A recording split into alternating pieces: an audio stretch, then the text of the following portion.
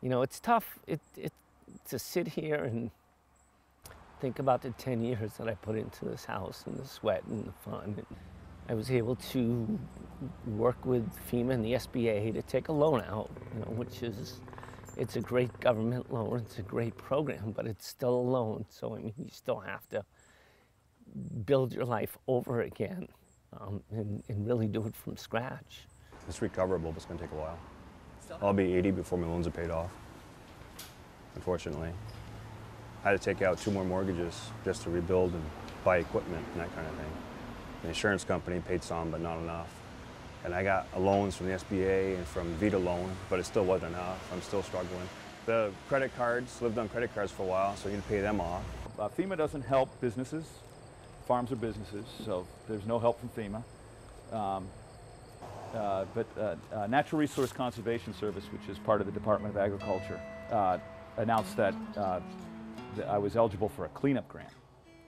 And at first I didn't think I could get it because I was all cleaned up. Because they don't pay for some stuff, like they pay for my irrigation system that got ruined, but they won't pay for it retroactively. And they said, well, we can't pay for it till May, and I said, I gotta have it before May, so I'm just gonna replace it. So I thought, oh yeah, I'm not gonna get that grant either, because they're gonna say, well, if you already cleaned up, you're not eligible. But no, they made it retroactive. Well, I'm still retired, but I'm doing work that I wasn't planning on doing. I really didn't expect to be rebuilding the things that I had already rebuilt around the property. Properties that we see now, the way it still sits, along with a lot of the other properties in the state, you know, it needs to move on. We need to move on as a state. We need to, you know, turn these properties back into green space so when people are coming by, they just don't have the memories of what exactly happened. I feel like I prepared myself for it, and when I drive by it, if I feel myself getting upset, I just think of where I am now. We are doing our best every day to make sure that we are okay.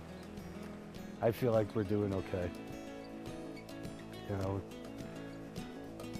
definitely. There's no playbook written for this. You know, there's no ABC, this is what you do. You know, you kind of figure it out on your own a lot, and there's a lot of talking to different people, different organizations. You don't necessarily plan up until now. You may not necessarily, both at the local level or at the state level, plan for the worst case scenario. You plan for the most likely scenario.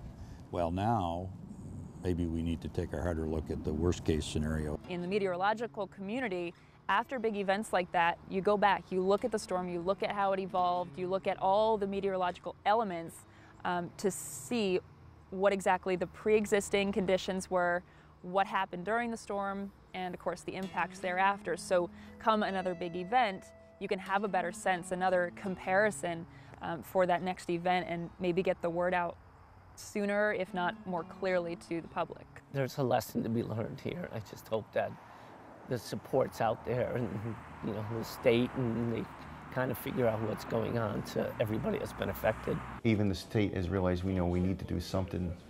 We can't get caught like this again. We are a lot better prepared now. We have more resources.